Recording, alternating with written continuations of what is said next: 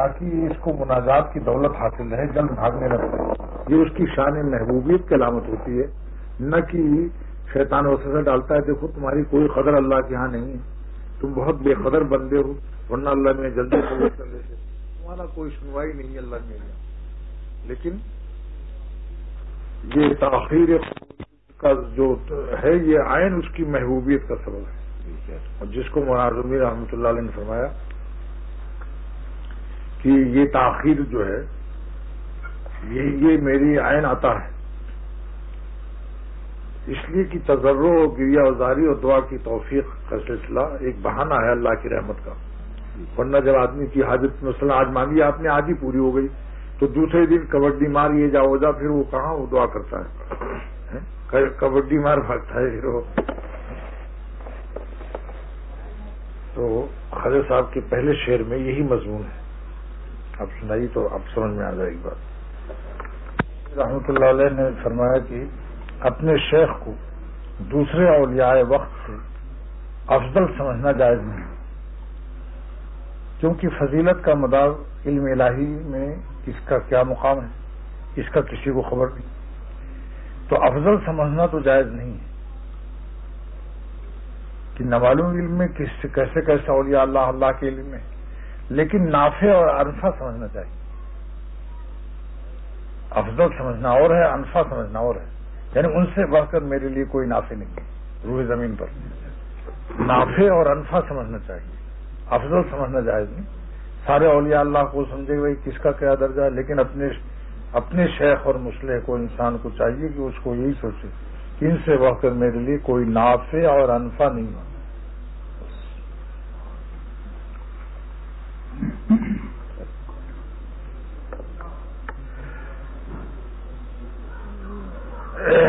اس میں ربنا ظلمنا کی تفسیر میں لکھا ہے کہ حضرت آدم علیہ السلام کو اس قدر صدمہ ہوا جنت سے دنیا میں تشریف لانے کے بعد ہر وقت غم رہتا تھا کہ ہائے مجھ سے کیسی چوک ہو گئی. اور اس قدر روئے کہ ایک مفسر گزرے ہیں جن کی قبر بمبئی میں ہے، علی محائمی رحمۃ اللہ علیہ ان کا نام ہے. ان کی تفسیر کا نام بھی یہی ہے، تفسیر علی محائمی. ان کی قبر پر ہمارے شیخ نے زیارت حاضری دی تھی، ماشاء عبد الغنی صاحب رحمۃ اللہ علیہ نے، حضرت کے ساتھ اختر نے بھی حاضری دی. بڑے مفسر ہیں. تو حضرت نے فرمایا کہ وہ تفسیر میں نے دیکھی، شاہ عبد الغنی صاحب رحمۃ اللہ علیہ نے فرمایا کہ وہ تفسیر میں نے دیکھی. اس میں لکھا تھا کہ آدم علیہ السلام اتنا روئے تھے کہ جگہ جگہ چھوٹے چھوٹے چشمے ہو گئے تھے پانی کے آنسوؤں سے، اور انہی آنسوؤں سے پھر یہ پھول چنبیلی بیلا جتنے خوشبودار پھول ہیں سب آدم علیہ السلام کے آنسوؤں سے تخلیق ہوئے ہیں. ان کا مٹیریل اجزائے تخلیقیہ یہی ہے، اشکہائے ندامت.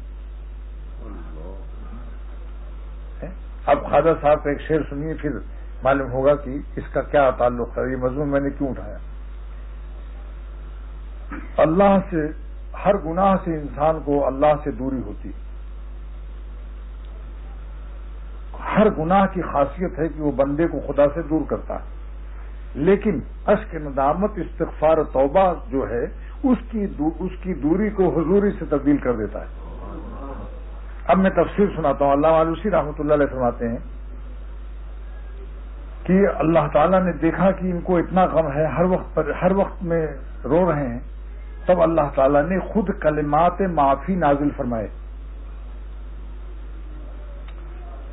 اور جب شاہی مضمون آ جائے معافی نامے کا، خود بادشاہ خط بھیج دے مضمون بنا کر کہ اگر اس طرح سے معافی مانگو گے تو ہم اسے قبول کر لیں گے، پھر اس کی معافی میں شبہ نہیں ہوا کرتا. تو یہ ربنا ظلمنا جو ہے یہ شاہی مضمون معافی نامے کا ہے. اس کے مانگنے کے بعد نہ قبول ہونے کا یا معاف نہ ہونے کا شبہ ہی نہیں کرنا چاہیے، کیونکہ سرکاری مضمون آیا ہے کہ جو اس مضمون سے مانگے گا اس کی خطائیں معاف کر دی جائیں گی. تو جس وقت میں حضرت آدم علیہ السلام دوری کے غم میں مبتلا تھے اور حضوری کی فکر میں تھے، اس وقت میں یہ آیت نازل ہوئی، فتلقى آدم من ربہ کلمات. آدم علیہ السلام نے اپنے رب سے کلمات حاصل کر لی، سرکاری مضمون معافی نامے کا. عبداللہ ابن عباس رضی اللہ تعالیٰ نے فرمایا کہ یہاں کلمات کی تفسیر وہی ہے ربنا ظلمنا انفسنا.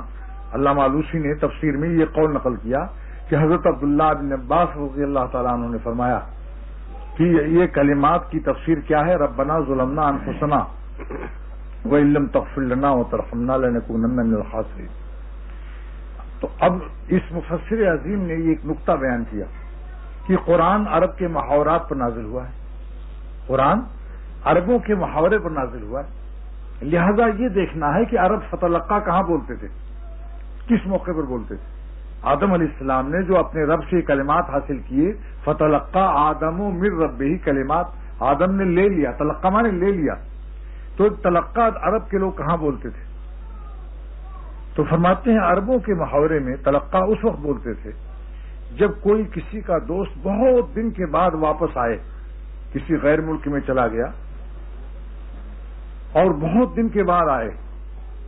اذا جاء بعد طول الغیبتی, غیبوبت طویلہ ہو, بہت لمبا غائب ہو گیا ہو, اس کے بعد آ رہا ہو اور تمام اس کے دوست احباب اس کو لینے کے لیے پہنچ جائیں, تو اس وقت میں تلقا بولتے ہیں. بہت غیبوبت طویلہ ہو. تو علامہ آلوسی فرماتے ہیں یہ آیت دلالت کرتی ہے کہ جس وقت یہ آیت نازل ہوئی تو اس وقت آپ مقام دوری میں تھے, لہذا اللہ تعالیٰ کو رحم آیا آپ کے رونے پر, کام بنا رونے سے. جب فلک نے مجھ کو محروم گلستہ کر دیا, اشک ہائے خون نے مجھ کو گل بدامہ کر دیا. یہ ہے خواجہ صاحب کا شعر. جب فلک نے مجھ کو محروم گلستہ کر دیا, گلستہ سے مراد جنت ہے, یعنی تقدیر الہی سے جب ہم جنت سے محروم ہو گئے تو اشک ہائے ندامت کے برکت سے اللہ نے جنت کو ہمارے دامن میں رکھ دیا. اللہ کی یاد کیا جنت سے کم ہے؟ یہ جب فلک نے مجھ کو محروم گلستہ کر دیا, اشک ہائے خون ندامت کے آنسوؤں کی برکت سے, ندامت کے آنسوؤں کی برکت سے جنت یہیں آ گئی اس کو. تو ربنا ظلمنا انفسنا کی برکت سے اللہ تعالی ہر گناہ کی دوری کو حضوری سے بدل دیتے. یہ تفسیر روح المانی کی مضمون عرض کر رہا ہوں. خواجہ صاحب کی شعر کی شرح بھی ہوئی کہ جب بھی کبھی خطا ہو جائے توبہ میں دیر نہ کیا جائے, کیونکہ توبہ میں تاخیر, استغفار میں تاخیر انسان کئی وجوہ, اس کے چند وجوہ ہوتے ہیں. نمبر ایک, نفس کی شرارت یہ ہوتی ہے کہ اگر توبہ کر لیں گے تو دوبارہ یہ ہم سے مزہ چھوٹ جائے گا, لہذا بات اکٹھی کریں گے, ابھی 2-4 مزے اور لے لیں. نفس کی شرارت ہے یا نہیں بتائیے صاحب. اس لیے توبہ کرنے میں تاخیر کرتا ہے کہ اگر ایک نظر سے خطا ہوئی تو 2-4 نظر اب جو کچھ کرنی کر لو, بعد میں اکٹھی توبہ کریں گے, ورنہ اگر اس وقت توبہ کر لیں گے تو دوسری کس منہ سے کریں گے. ایک شرارت تو یہ ہے. دوسری وجہ تاخیر توبہ کی اور تاخیر استغفار کی یہ ہے بندے کی طرف سے کہ اس کے قلب میں اللہ کا تعلق کمزور ہوتا ہے, لہذا حق تعالیٰ کی ناراضگی پر صبر کرتا ہے اور اللہ کی دوری پر اسے صبر رہتا ہے. مولانا رومی نے اس کا گلہ کیا ہے کہ اے کی صبرت نے فرزند و زن, اے دنیا والو تمہیں اپنی بیوی بچوں کی جدائی سے صبر نہیں آتا. اگر بیوی بچے دور ہو جائیں تو تم تڑپ جاتے ہو. اے کی صبرت نے فرزند و زن, اور صبر چوں داری ز رب ظلمن, اس احسان کرنے والے رب سے تمہیں صبر آ جاتا ہے. تم دیر کرتے ہو توبہ کرنے میں اور جوڑنے میں, کٹنے میں تو بڑی جلدی پیش کٹ گئے, سنیما دیکھ لیا, VCR دیکھ لیا, بدماشیاں کر لی. اللہ سے کٹتے ہو بہت جلد اور جوڑنے میں تاخیر کرتے ہو, انتظار کرتے ہو. کس بات کا تھا؟ فوراً توبہ کرو بے چین ہو کر. جیسے کہ مچھلی اگر پانی سے نکل آئے شکاری کے کانٹے کے چارے کی لالچ میں اور اسے ذرا سا موقع مل جائے تو فوراً کود کر کے جاتی, آہستہ نہیں چلتی. کیوں صاحب کسی مچھلی کو آپ نے دیکھا کہ وہ آہستہ آہستہ جا رہی ہو یا تڑپ کے جاتی ہے پانی میں اپنے مرکز پر, اپنے محبوب کی ملاقات پر. پانی اس کا محبوب ہے. لہذا اللہ تعالیٰ نے فرمایا کہ دیکھو اگر آہستہ رفتار سے میرے پاس آؤ گے تب تک تو تم موت لاحق ہو جائے گی تمہیں. ففروا الی اللہ, اللہ کے پاس بھاگ کے آ جاؤ, رفتار تیز کر کے آؤ. ففروا, فرار اختیار کرو. ففروا الی اللہ کی تفسیر جو کی ہے مفسرین نے کہ ففروا اما سوی اللہ الی اللہ، ما سوی اللہ سے بھاگو، اللہ کے پاس آ کے قرار پکڑ لو. فرار غیر اللہ سے، قرار اللہ سے.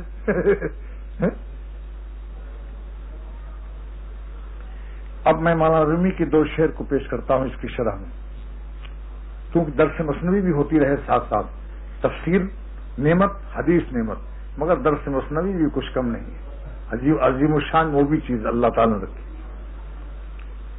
مولانا رومی فرماتے ہیں کہ جب کوئی بندہ گنہگار پشیمانی سے آہ و نالہ کرتا ہے، چوں برارن از پشیمانی ہنی،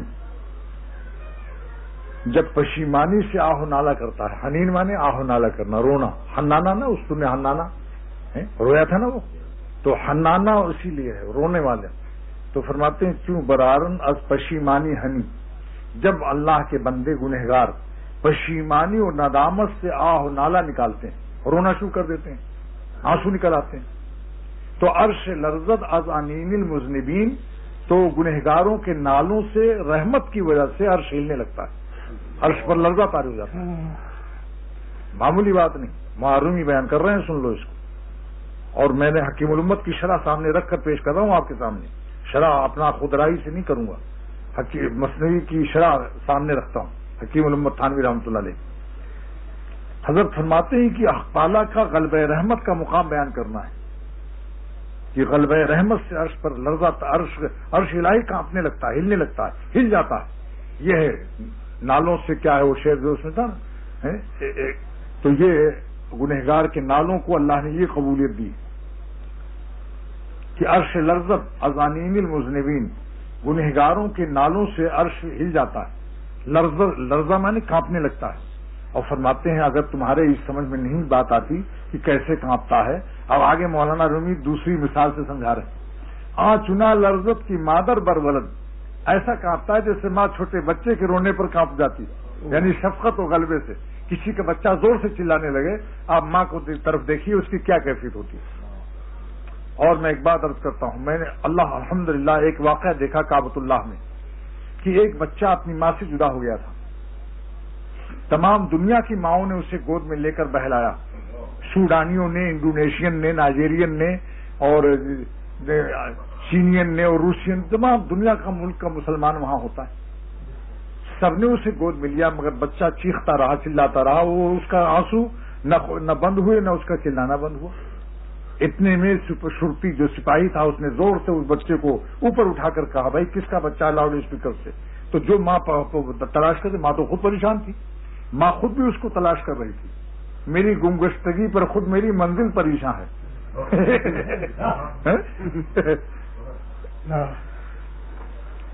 میری گمگشتگی پر خود میری منزل پریشان ہے. دیکھو ماں بھی پریشان، تلاش کر رہی. جیسے ہی اس ماں نے اس کو گود میں لیا، بچہ بالکل خاموش ہو گیا، بچے کو سکون مل گیا. اس سے ایک سبق حاصل ہوا کہ اگر ساری کائنات ہمیں گود میں لے لے،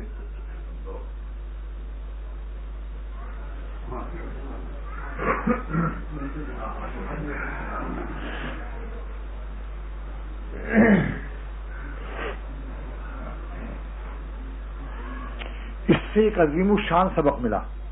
یہ قصہ خالی برائے قصہ نہیں ہے، واقعہ برائے واقعہ نہیں ہے، واقعہ برائے عبرت ہے کہ اس بچے کو جس کی ماں کی گود سے وہ بچہ جدا ہوا، ساری دنیا کی ماؤں نے اسے گود میں لگایا سینے سے، اور وہ بچہ کا چیخنا اور رونا بند نہ ہوا اور اس کو سکون نہ ملا.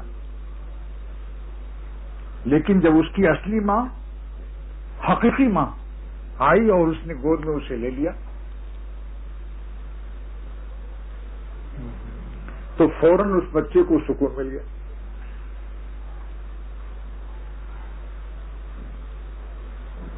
دو تین دوست ابھی آئے ہیں، لہذا دوبارہ اس کو بیان کرتا ہوں.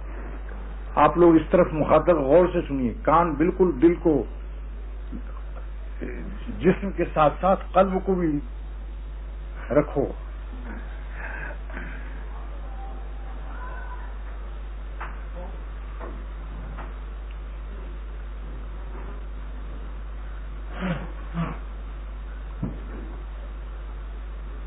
ایک آیت کی تفسیر سمجھ میں آئی، ففروا الی اللہ، اللہ تعالیٰ کی طرف بھاگو، اور فرمایا اللہ تعالیٰ نے کہ اللہ ہی کی یاد سے تم کو اطمینان نصیب ہوگا، الا بذکر اللہ تطمئن القلوب، یعنی دلوں کو سکون صرف اللہ کی یاد سے ملتا ہے،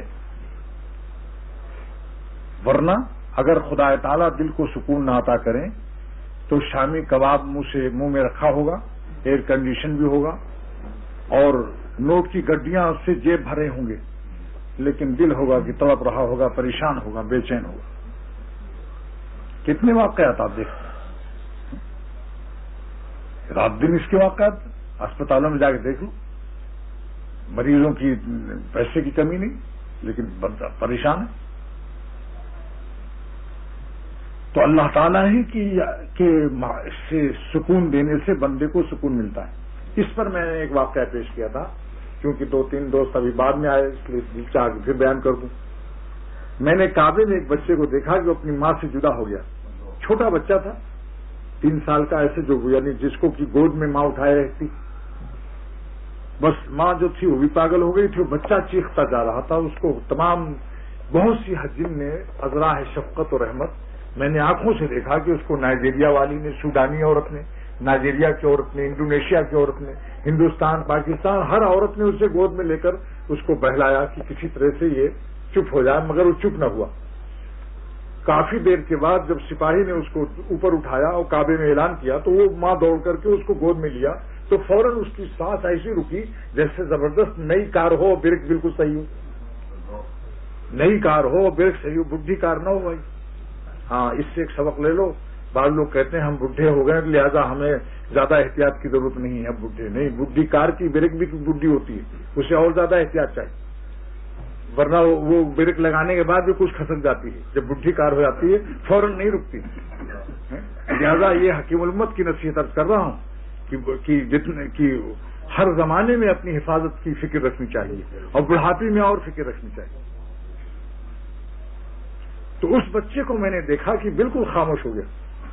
اس وقت میرے قلب میں اللہ تعالیٰ نے ایک بات ڈالی کہ اے اختر، ساری دنیا کی ماؤں نے اسے گود میں لیا لیکن اس کو سکون نہ ملا، جب اس کی اصلی ماں نے اسے گود میں لیا تو سکون ملا۔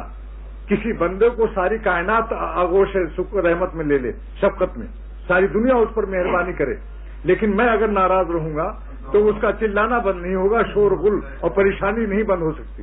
جب میری رحمت اس کو گود میں لے گی، میں حقیقی اللہ ہوں، حقیقی مالک ہوں، حقیقی رب ہوں، تو جب میں کسی بندے کو اپنے آغوش رحمت میں لوں گا تب سکون ملے گا تمہیں۔ ساری دنیا کے امریکہ، روس، جاپان، تمام دنیا کے لوگ تمہیں گود میں اٹھا لیں مگر تمہیں سکون نہیں ملے گا۔ کیا عمدہ شعر خواجہ صاحب نے فرمایا ہے، نگاہ اقربا بدلی، خواجہ صاحب کا شعر، نگاہ اقربا بدلی، مزاج دوستاں بدلا، نظر ایک ان کی کیا بدلی کہ کل سارا جہاں بدلا۔ اللہ کی نظر بدلی، ساری دنیا میں ذلت پریشانی۔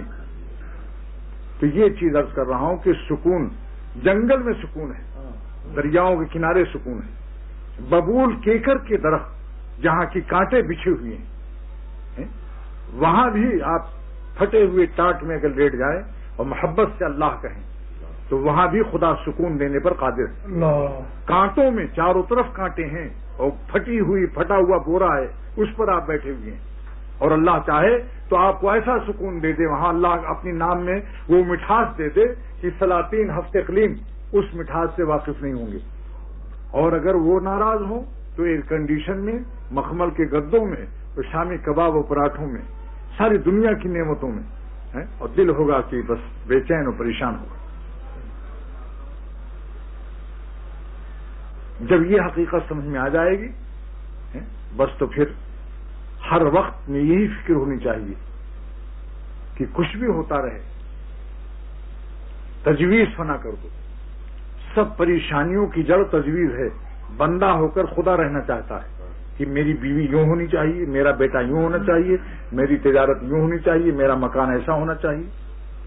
حکیم الامت فرماتے ہیں کہ جو اللہ دے دے تمہاری کوشش تدبیر سے، بس وہی سمجھ لو یہ میرا ہے اور یہی میرے لیے مفید ہے۔ جیسے کہ ماں اپنے بچے کو اگر سوکھی روٹی کھلا دے تو اسے خوش ہو جانا چاہیے کہ یہی اس وقت مناسب ہے۔ اگر وہ کھچڑی کھلا دے تو سمجھ لو پیچس لگی ہوئی اس لیے کباب نہیں دے رہی. تجویز کو فنا کر دیجیے. تسلیم کی برکت سے انشاءاللہ سکون کی زندگی میں جائے گا. تو تسلیم جس حالت میں اللہ رکھے.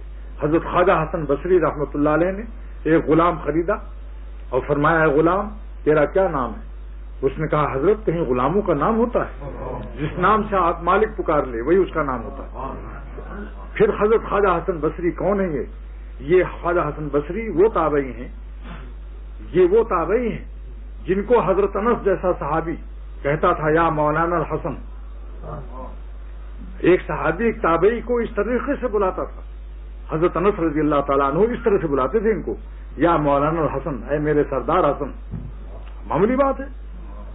حضرت عمر رضی اللہ تعالیٰ عنہ نے اپنا کچھ کھجور کھا کر لعاب دہن ملا کر ان کے جب پیدا ہوئے تھے منہ میں ڈالا تھا، کیونکہ ان کی والدہ جو تھیں وہ حضور صلی اللہ تعالی وسلم کی اہلیہ ام سلمہ کی خادمہ تھیں، اور حضرت ام سلمہ کا دودھ ان کے منہ میں ڈالا ہوا ہے. اور حضرت عمر رضی اللہ عنہ نے ان کو دو دعائیں دی تھیں. اللہم فقہہ فی الدین وحببہ الی الناس. اے اللہ اس کو دین کی فقہ عطا فرما، دین کی سمجھ، اور اسے مخلوق میں اپنی محبوب بنا دے. اللہم فقہہ فی الدین وحببہ الی الناس. دو دعا حضرت عمر کی دعا ملی. اب سوچیے جس وقت بیان کرتے تھے تاریخ میں ہے کہ جس وقت ان کا آواز ہوتا تھا تو لوگوں کے ایسا معلوم ہوتا تھا کہ ابھی دوزخ و جنت دیکھ کر آ رہے ہیں. کانما رأى الآخرہ ورأى الجنت والنار، گویا کہ آخرت دیکھ کر آ رہے ہیں. فبکا و آپ کا خود روتے تھے رلا دیتے تھے. یہ خواجہ حسن بصری ان کا واقعہ پیش کر رہا ہوں. اس غلام سے پوچھا کہ اے غلام کیا نام ہے تیرا؟ اس نے کہا حضور کہیں غلام کا کوئی نام ہوتا ہے؟ مالک جس نام سے پکار لے وہی اس کا نام ہوتا ہے. پھر خواجہ حسن نے فرمایا کہ اے شخص تو کیا کھائے گا؟ تیرا کھانے کا کیا ذوق ہے؟ اس نے کہا غلاموں کا کوئی ذوق نہیں ہوتا، مالک جو کھلا دے وہی اس کی خوراک ہوتی ہے. پھر پوچھا کہ تو کیا پہنتا ہے؟ تیرا پہننے کا کیا شوق ہے؟ اس نے کہا حضور غلاموں کا کوئی لباس نہیں ہوتا، جو لباس مالک پہنا دے وہی اس کا لباس ہوتا ہے. خواجہ حسن بصری بے ہوش ہو گئے اور جب ہوش آیا تو فرمایا کہ تجھ کو آزاد کرتا ہوں. پوچھا اس غلام نے کس خوشی میں آزاد کر رہے ہیں؟ فرمایا کہ تو نے مجھے اللہ تعالیٰ کی غلامی سکھا دی، تو نے مجھے اللہ کا بندہ بننا سکھا دیا کہ جو اللہ کھلا دے جو پہنا دے اور جس طرح سے رکھے راضی رہو. ورنہ یہ تیری باتوں سے میں نے اللہ کی بندگی سیکھ لی، اتنا بڑا سبق ملا تجھ سے، لہذا تجھے آزاد کرتا ہوں اس خوشی میں. جتنی پریشانیاں ہم لوگوں کو ہیں یہ سب ہماری تجویزات کی وجہ سے ہیں. تجویز کرنا بندگی کے خلاف ہے. دعا تو مانگنا جائز ہے مگر تجویز جائز نہیں. دعا مانگو پھر راضی رہو اس بات پر کہ اگر خدا نے نہ قبول کیا تو بھی راضی رہوں گا. قلب میں یہ کیفیت رہے دعا کے وقت میں بھی، یا اللہ آپ دے دیجیے، اللہ دے دیجیے، اچھا کر خوب مانگیے، مگر ساتھ ساتھ دل میں یہ بھی رہے کہ اگر خدا تعالیٰ کسی حکمت و مصلحت سے اگر یہ چیز ہم کو نہیں ملتی نہیں تو اس سے بہتر کوئی چیز عطا فرمائیں گے. ایک بچہ اسکوٹر مانگتا ہے، باپ کہتا نہیں دیں گے. اس کے بعد کار خرید کے نہیں دے دیا ٹوئٹا. بولو مانگی ہوئی چیز نہیں ملی لیکن کیا بڑھیا چیز مل گئی تو اس کو گھاٹے میں ہے. یہ لڑکا گھاٹے میں نہیں، بہت مزے میں. اللہ تعالیٰ کبھی ایسا بھی کرتے ہیں کہ بعضی چیزوں کو مانگتے نہیں دیتے مگر اس سے بہتر چیز دنیا میں دے دیتے ہیں. یا پھر اگر اس کے لیے دنیا مضر ہے کوئی چیز، وہ چیز جو مانگ رہا ہے تو اللہ تعالیٰ پھر اس کو اپنے نام کی اور عبادت کی مٹھاس دے دیں گے. اس کے بدلے 2 رکعت نماز ایسی پڑھوا دیں گے کہ مزے آ جائیں گے. بادشاہت بھی اس کے سامنے کوئی چیز نہ ہوگی. تو میں عرض کر رہا تھا کہ اللہ تعالیٰ ہر خطا اور گناہ کا علاج یہ ہے کہ اللہ سے رونا شروع کرو. اللہ ہر گناہ بندے کو اللہ سے دور کرتا ہے. اس دوری کو حضوری میں تبدیل کروا لو استغفار سے، ربنا ظلمنا سے. میں مولانا کا وہ شعر پڑھ رہا تھا کہ چوں برارن از پشیمانی یعنی جب پشیمانی سے گنہگار روتے ہیں تو عرش لرزت از انین المذنبین، تو عرش ہلنے لگتا ہے، اس پر لرزہ طاری ہوتا ہے، کپکپی آ جاتی ہے عرش میں، عرش الہی ہل جاتا ہے نالے گنہگاراں سے. اللہ اللہ کیا مولانا دوستوں معرومی کی قدر کرو، بہت بڑے شخص ہیں یہ، بہت بڑے شخص ہیں. عرش لرزت ازانین المذنبین، اس کا ترجمہ حکیم الامت نے جو کیا ہے کہ نالے گنہگاراں سے عرش الہی کانپنے ہل جاتا ہے. اچھا، آنچنا لرزت، اس طرح سے لرزہ کانپتا ہے وہ عرش. آنچنا لرزت کی مادر برولد، کہ جس طرح ماں اپنے بچے پر شفقت سے، بچہ چیخ کر کے چلا اٹھے زور سے، ماں گھبرا کر کے ایک دم سے اس کا کلیرا ہلنے لگتا ہے. آنچنا لرزت کی مادر برولد، گوششاں گیرت ببالا نی کشب، اس بچے کو فوراً ماں دوڑ کر کے اس کو جلدی سے گود میں لے لیتی ہے. گوششاں گیرت ببالا، اس کو اٹھا لیتی ہے گود میں. تو جب بندہ گنہگار جو دور تھا گناہوں کی وجہ سے، جب رونا شروع کرتا ہے، اللہ تعالیٰ کی رحمت اسے گود میں اٹھا کر عرش تک پہنچاتی ہے. ابھی تو اتنا نالائق تھا اور ذرا سی دیر میں کہاں سے کہاں پہنچا. اسی لیے بزرگوں نے فرمایا کسی کو حقیر سمجھنا جائز نہیں ہے. تم نے یہ تو دیکھا کہ شاہزادہ گٹر میں گرا ہوا ہے، مگر یہ نہ دیکھا کہ شاہی لباس دوسرا عطا ہوا ہے اور شاہی محل میں اس کو نہلا بھی دیا گیا. شاہ کی نظر کرم اس پر ہے، سمجھاؤ جی. اچھا، یہ بھی نہ سوچو کہ اس کے ہاں لباس کی کمی ہے، بے شمار لباس ہے، بے شمار لباس. اچھا، وہ والا سنا دو ان کو، بیچ میں تو مثنوی کا درد نہیں ہوں کا. اور اس کے راوی سعد بن ابی وقاص رضی اللہ تعالیٰ عنہ ہیں. راوی کے اتنا عظیم و شان راوی ہیں اس کے کہ جو پورے صحابہ میں صرف 2 صحابی ایسے ہیں جن کو یہ مقام عطا ہوا. حضرت بن ابی وقاص رضی اللہ تعالیٰ عنہ فرماتے ہیں، شیخ ولی الدین نے اسماء الرجال میں لکھا. بھئی جگہ نہ ہو تو اور آگے آ جاؤ، تھوڑا تھوڑا بڑھ جاؤ اور آگے آ جاؤ. بس ابھی اس کو ایسے رہنے دو. سنا بھائی، آپ ادھر آ جائیے بس، کیونکہ اس وقت میں مشغولیت سے پھر دل میں مضمون بڑھ جاتا ہے. جب دین کی بات ہو رہی ہو تو وہ آپریشن روم ہوتا ہے، وہاں ہارن بجانا بھی جائز نہیں. جب آپریشن ہوتا ہے، بولیے ہارن بجانا ممنوع ہے یا نہیں؟ تو جب اللہ کی باتیں پیش کی جا رہی ہوں اور روح کی سے محبت کے کینسر کا آپریشن ہو رہا ہو، دنیا کی محبت کا، اللہ کی محبت کا بیان ہو رہا ہو، اس وقت میں کتنی خاموشی ہونی چاہیے. سوچو اس کو. دروازہ بھی ہل جاتا ہے تو میرا دل ہل جاتا ہے، مجبور ہوں کیا کروں، ورنہ بہت خاموشی چاہیے اس کے لیے، کیونکہ مضامین اپنے اختیاری نہیں ہے. یہ اگر ذرا سا ہو جاتا ہے تو بس سمجھ لو تار ہل گیا. تار ہل گیا تو ریڈیو میں آواز وہاں سے اس کا سوئی ادھر سے ہو گئی، آواز آنی بند ہو جائے گی. اس لیے اس کی سوئی وہاں ملا کر رکھنی پڑتی تاکہ وہاں سے مضمون آتا رہے. تو سعد بن ابی وقاص رضی اللہ تعالیٰ عنہ کی میں ایک حدیث پیش کر رہا ہوں، لیکن اس کے راوی چونکہ سعد بن ابی وقاص ہے جو عشرہ مبشرہ میں سے ہیں، یعنی ان 10 صحابہ میں سے ہیں جن کو جنت کی قطعی بشارت دی گئی تھی. حضور نے فرمایا تھا قطعی جنتی ہے سعد بن ابی وقاص، اور ان کا تیر و کمان مدینے میں ابھی موجود ہے. اور سعد بن ابی وقاص فرماتے ہیں کہ انا اول من رمى السهم فی سبیل اللہ، میں پہلا مسلمان ہوں جس نے پہلا تیر خدا کی راہ میں چلایا. اس صحابی کو شرف حاصل ہے. سعد بن ابی وقاص وہ صحابی ہیں کہ جنہوں نے خدا کے نام پر اور کافروں کے مقابلے میں سب سے پہلا تیر چلایا اسلام میں. اور حضور صلی اللہ تعالی وسلم نے ان کو 2 دعا دی، اللہم سدد سہمہ، اے اللہ سعد بن وقاص کا تیر کا نشانہ صحیح کر دے، وَأَجِبْ دعوتہ، اور ان کی دعا کو قبول کر لیا کیجیے. ہمیشہ مستجاب الدعوات مشہور تھے صحابہ میں، ان کی دعا کے بارے میں مستجاب الدعوات مشہور تھے. اور حضور صلی اللہ علیہ وسلم نے فرمایا، جس وقت جنگ گرم ہوئی تو آپ نے فرمایا کہ ارمی یا سعد، اے سعد بن ابی وقاص تو تیر چلا، بے ابی انت و امی، میرے ماں باپ تجھ پر فدا ہوں. سید الانبیاء کا یہ کلمہ سوائے سعد بن ابی وقاص اور زبیر کے رضی اللہ تعالیٰ عنہما 2 صحابی، کسی سے آپ نے نہیں فرمایا کہ نبی ہو کر یہ فرمائے امتی سے کہ میرے ماں باپ تم پر قربان ہوں. یہ مقام صرف 2 صحابہ کو حاصل ہے. جس کو دیکھنا ہو اسماء الرجال میں دیکھ لو حالات میں. حضور فرماتے ہیں صلی اللہ تعالی علیہ وسلم کہ اے ارمی یا سعد، اے سعد بن ابی وقاص تم تیر چلاؤ، بے ابی انت و امی، میرے ماں باپ تجھ پر فدا ہوں. یہ سید الانبیاء نے فرمایا. اتنے بڑے صحابی کی روایت پیش کر رہا ہوں. اور تیر و کمان جب مدینے جانا ہو معلم سے پوچھ کر کے دیکھ لینا، ان کا محفوظ ہے وہ. یہ عبارت بھی حدیث کی نقل ہے وہاں. تو یہ سعد بن ابی وقاص رضی اللہ تعالیٰ فرماتے ہیں کہ کہ رسول خدا صلی اللہ علیہ وسلم نے مجھ سے فرمایا کہ ابکو، رو، گناہ کے معافی مانگنے میں ابکو، بکا اختیار کرو، رونا اختیار کرو. یہ ہے رونے کا حکم. حضور صلی اللہ علیہ وسلم نے کتنا مانگا؟ فرماتے ہیں اللہم انی اسألک عینین حتالتین، اے اللہ مجھے ایسی آنکھیں دے جو بارش کی طرح رو رہی ہیں. آپ جانتے ہیں بارش کی طرح رونا. جونپور کے مشاعرے میں ایک نوجوان لڑکے نے کہا تھا، مصرع طرح جو دیا گیا تھا یہ تھا، کوئی نہیں جو یار کی لادے خبر مجھے، کوئی نہیں جو یار کی لادے خبر مجھے. اس نوجوان لڑکے نے جو دوسرا مصرع اس پر لگایا بند کا، اتنی نظر لگی، ایسی نظر لگی، 3 دن کے بعد اس کا انتقال ہو گیا.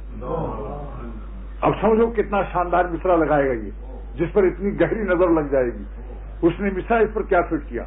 کوئی نہیں جو یار کی لادے خبر مجھے، اے سیل اشک تو ہی بہا دے ادھر مجھے. کوئی نہیں جو یار کی لادے خبر مجھے، اے سیل اشک. اللہ اتنا رونا نصیب ہو کہ میں اسی آنسو میں بہ کے آپ تک پہنچ جاؤں. اے سیل اشک تو ہی بہا دے ادھر مجھے. یہ ہے. تو حضور فرماتے ہیں صلی اللہ تعالی علیہ وسلم کہ اللہم انی اسألک عینین حتالتین، اللہ میں آپ سے ایسی 2 آنکھیں مانگتا ہوں جو بارش کر رہی ہوں آنسوؤں کی. اللہم انی اسألک عینین حتالتین تسقیان القلب، جو دل کو سیراب کر دیں. معلوم ہوا اللہ کے راستے میں، اللہ کی محبت میں، اللہ کے خوف میں ایک آنسو جو نکلتا ہے وہ دل کی کھیتی کو ہرا بھرا ایمان کو کر دیتا ہے. آپ اپنی کھیتیوں میں تو پانی دینا جانتے ہو دوستو، کھیتی والے بھی یہاں ہیں، زمیندار لوگ بھی بیٹھے ہیں اس میں، لیکن خدا کے لیے اپنے قلب کی کھیتیوں پر بھی پانی گراؤ. حضور کے الفاظ نبوت بتا رہے ہیں تسقیان القلب، کہ جس سے دل سیراب ہو جائے بے ضروری دم اس آنسوؤں کی بہنے سے. قبل ان تکون الدموع دما والاظراف جمرا، قبل اس کے کہ یہ آنسو خون ہو جائیں گے.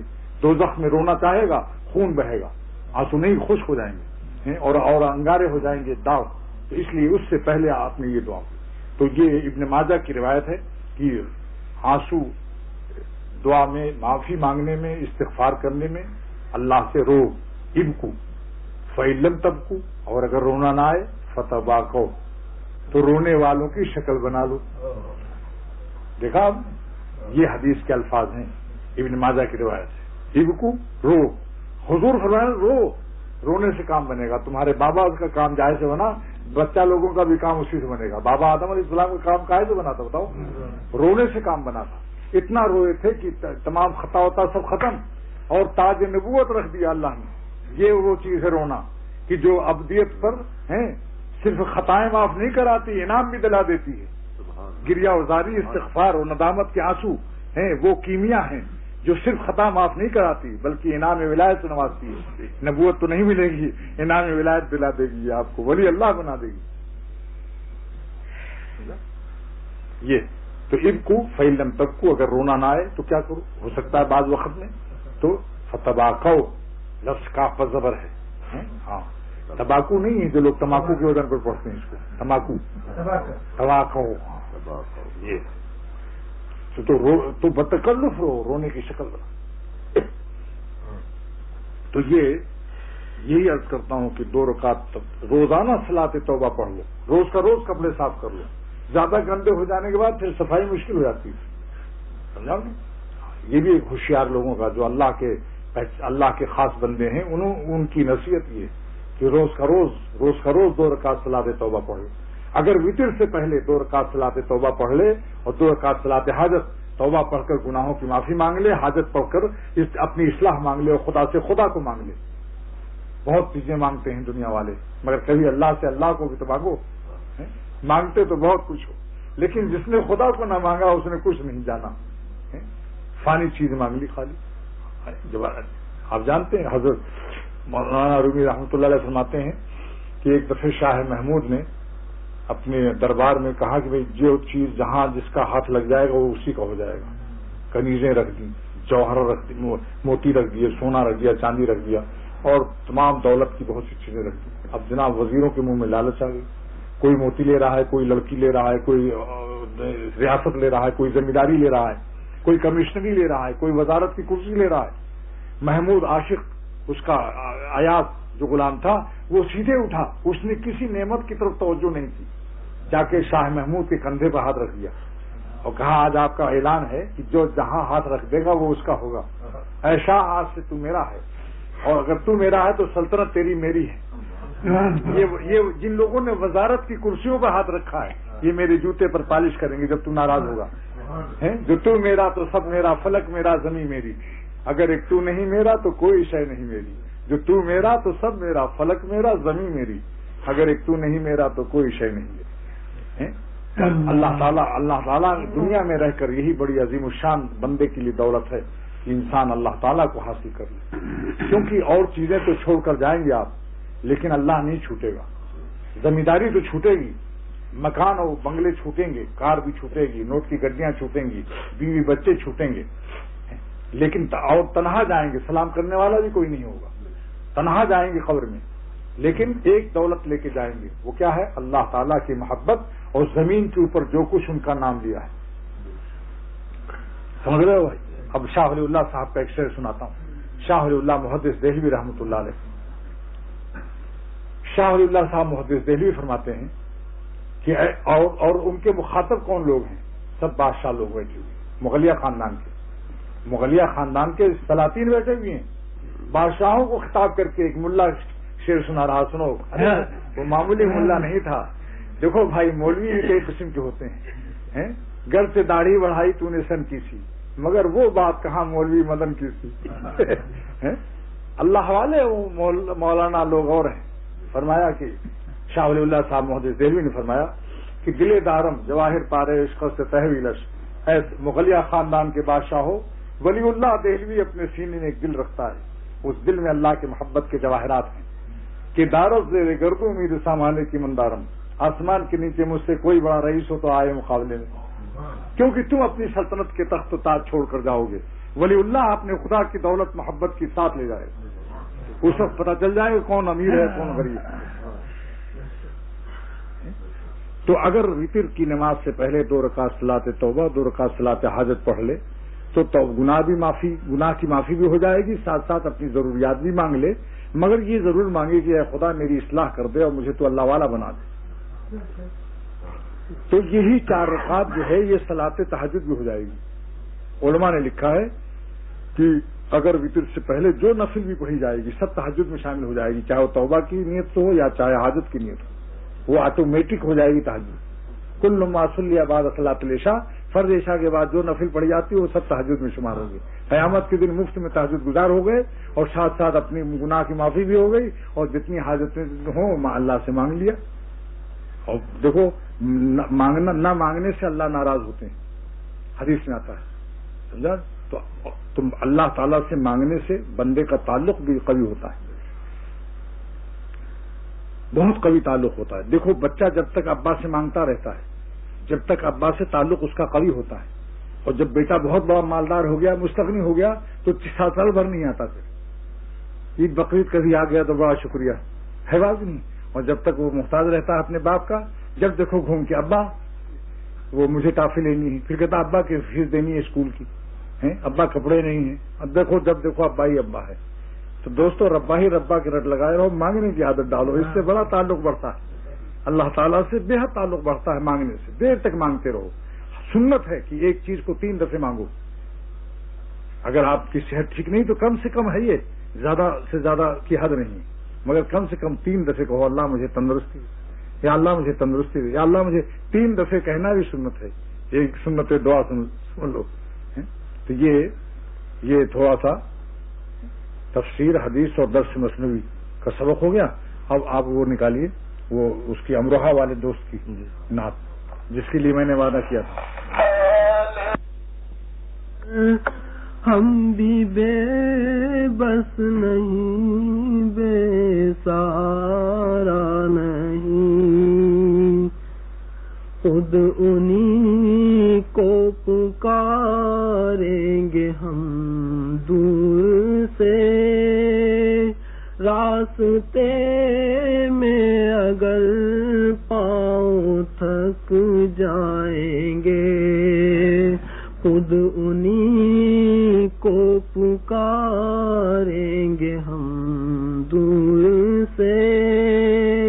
راستے میں اگر پاؤں تک جائیں گے، ہم مدینے میں تنہا نکل جائیں گے، اور گلیوں میں قصداً بھٹک جائیں گے، ہم مدینے میں تنہا نکل جائیں گے، اور گلیوں میں قصداً بھٹک جائیں گے،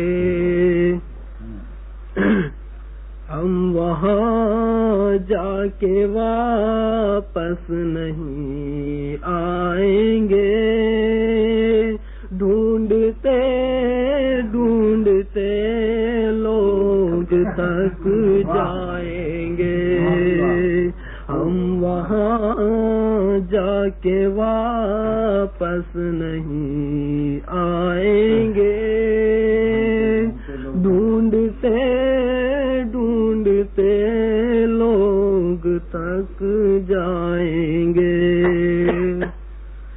جیسے ہی سبز گنبد نظر آئے گا، بندگی کا کرینہ بدل جائے گا، جیسے ہی سبز گنبد نظر آئے گا، بندگی کا کرینہ بدل جائے گا، سر جھکانے کی فرصت ملے گی کسے، خود ہی آنکھوں سے سجدے ٹپک جائیں گے، سر جھکانے کی فرصت ملے گی کسے، خود ہی آنکھوں سے سجدے ٹپک جائیں گے، نام ان کا جہاں ہی لیا جائے گا، ذکر ان کا جہاں ہی کیا جائے گا، نور ہی نور سے دلوں میں بھر جائے گا، ساری محفل میں جلوے لپک جائیں گے، اے مدینے کے ظاہر خدا کے لیے داستان سفر مجھ کو یوں مت سنا، اے مدینے کے ظاہر خدا کے لیے داستان سفر مجھ کو یوں مت سنا، دل تڑپ جائے گا بات بڑھ جائے گی، میرے محتاج آنسو چھلک جائیں گے، دل تڑپ جائے گا بات بڑھ جائے گی، میرے محتاج آنسو چھلک جائیں گے، ان کے چشم کرم کو ہے اس کی خبر، کس مسافر کو ہے کتنا شوق سفر، ان کی چشم کرم کو ہے اس کی خبر، کس مسافر کو ہے کتنا شوق سفر، ہم کو اقبال جب یہ اجازت ملی، ہم یہی آقا کے دربار تک جائیں گے۔ فاصلوں کو تکلف ہے ہم سے اگر، ہم بھی بے بس نہیں، بے سہارا نہیں۔ پیر کے عشق میں جو خود سے بیگانے نہیں ہوتے، نبی کے عشق میں جو خود سے بیگانے نہیں ہوتے، بنے پھرتے ہیں دیوانے، وہ دیوانے نہیں ہوتے۔ بناوٹی دیوانے پھر پڑی تو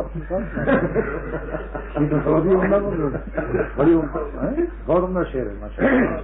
آج پتہ چلا کچھ بناوٹی دیوانے بھی ہوتے ہیں۔ نبی کے عشق میں جو خود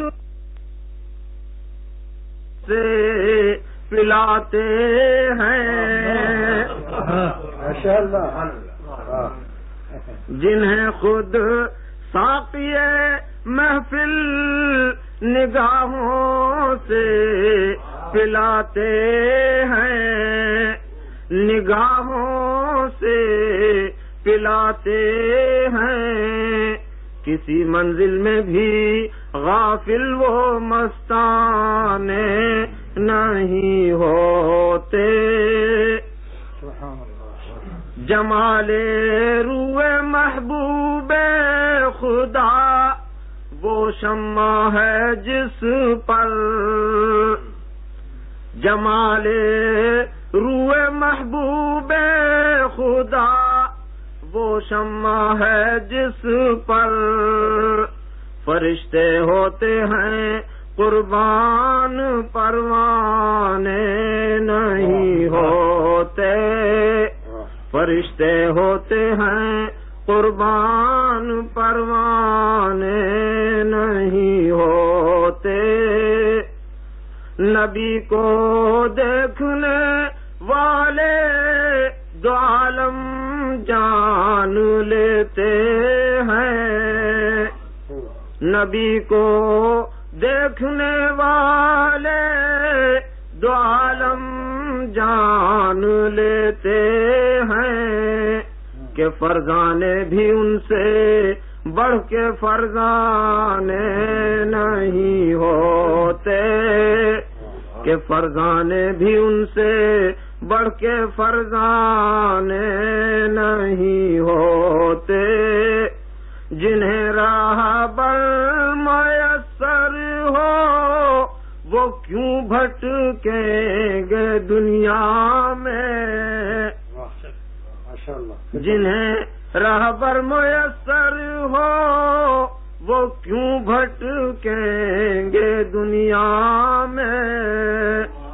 خدا کے ڈھونڈنے والے تو دیوانے نہیں ہوتے، خدا کے ڈھونڈنے والے تو دیوانے نہیں ہوتے۔ خلوص دل کی دولت چاہیے سرکار کو عاشق، خلوص دل کی دولت چاہیے سرکار کو عاشق، کہ اس دربار میں دولت کے نذرانے نہیں ہوتے، بنے پھرتے ہیں دیوانے وہ دیوانے نہیں ہوتے۔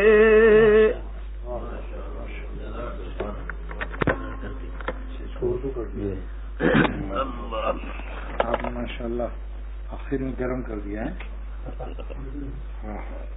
ایسے یاد کیا اس کو یاد کریں گے اچھی بات انشاءاللہ.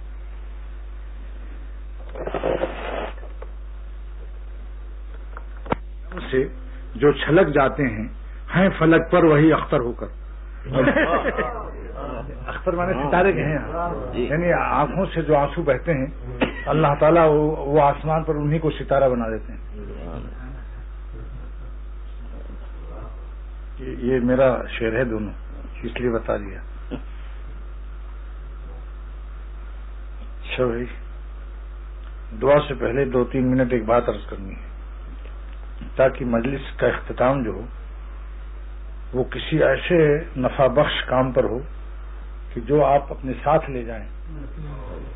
پیٹرول آپ نے لے لیا, مگر کچھ کام بھی کرنا چاہیے اس کار کو.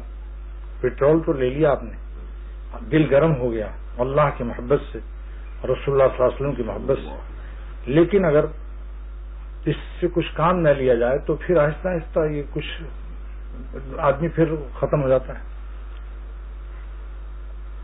مجلس کا جو گرمی ہوتی ہے اس کی مثال ایسی دی ہے بزرگوں نے کہ جیسے سردی میں کوئی کچھ آگ جلا کر تاپ لے,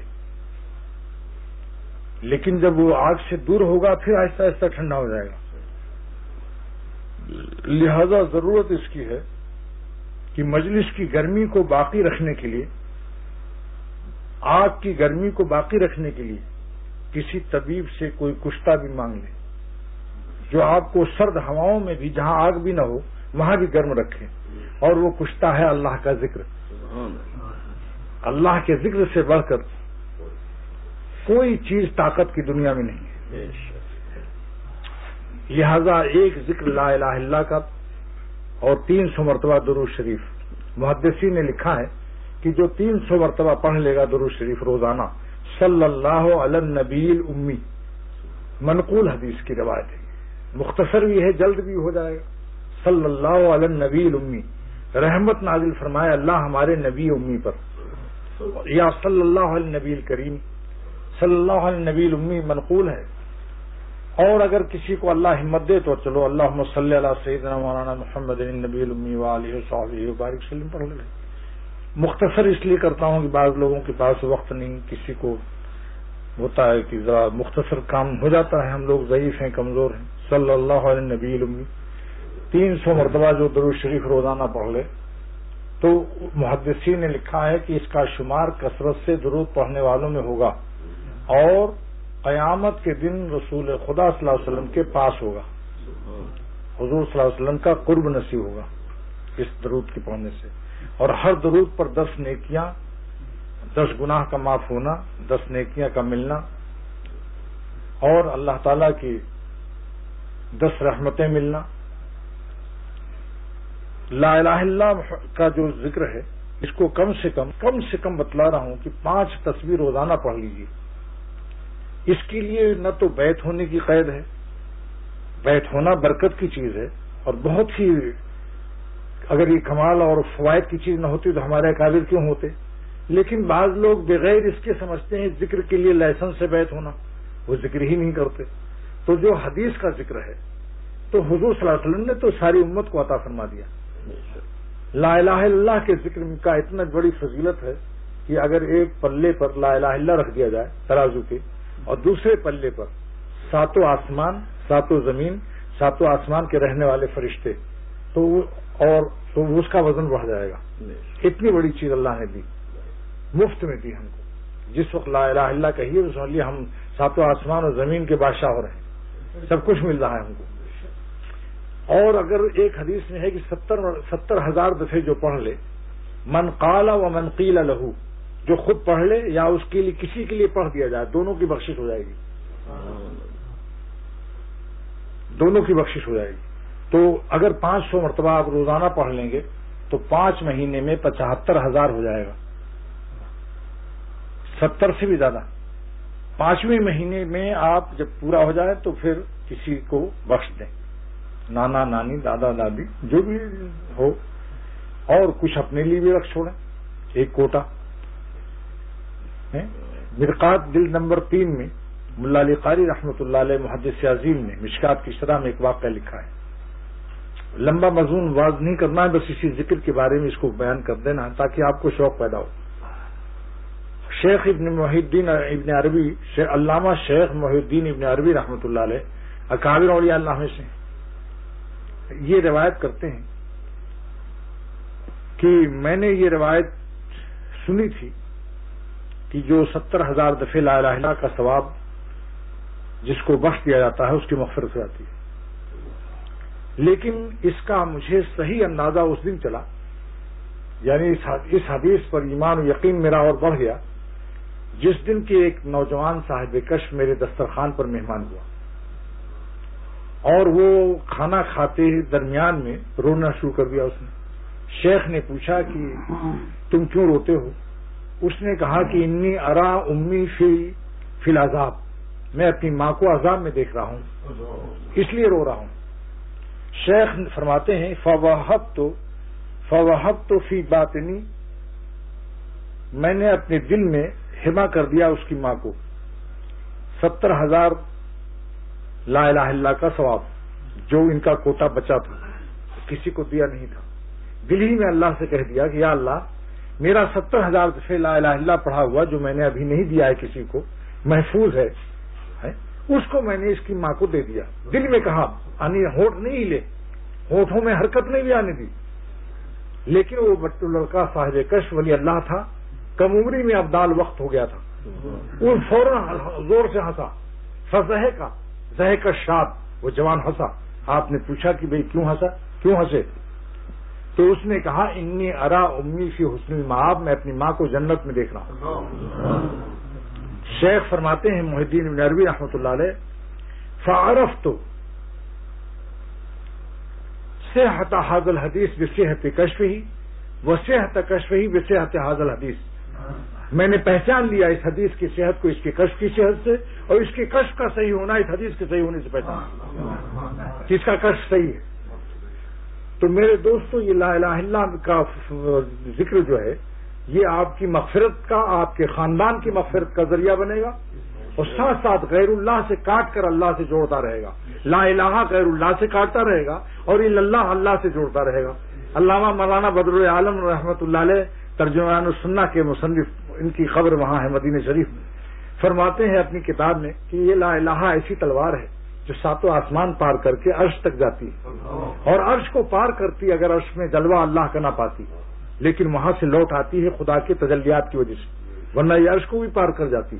نظر وہ ہے جو اس کونوں مکان سے پار کر جائے مگر جب روئے تابوں پر پڑے بیکار ہو جائے،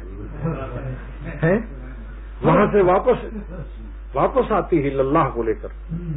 لا الہ سے غیر اللہ کی نفی کیجیے، جب کہیے لا الہ تو سمجھے قلب غیر اللہ سے کٹ گیا، ایک دن تو کٹنا ہے ہی ہے، زندگی میں کٹ جائے گی، دل کے اعتبار سے، جسم کے اعتبار سے نہیں کہ آپ بھاگ جائیں تھر پار کرنے، نہیں، جسم سے بال بچوں میں رہیں، دکان میں رہیں، مگر قلب کے اعتبار سے، قالب کے اعتبار سے تو شہر میں رہیں، بستی میں رہیں، ماں باپ بال بچوں کا حق ادا کریں، لیکن قلب کے اعتبار سے آپ سب سے کٹے رہیں، اللہ سے جڑے رہیں۔ دل دست بکار اور دل بیار، دنیا کے مشغلوں میں بھی یہ باخدا رہے۔ اللہ والوں کی شان میں اختر کا یہ شعر ہے، دنیا کے مشغلوں میں بھی یہ باخدا رہے، یہ سب کے ساتھ رہ کے بھی سب سے جدا رہے۔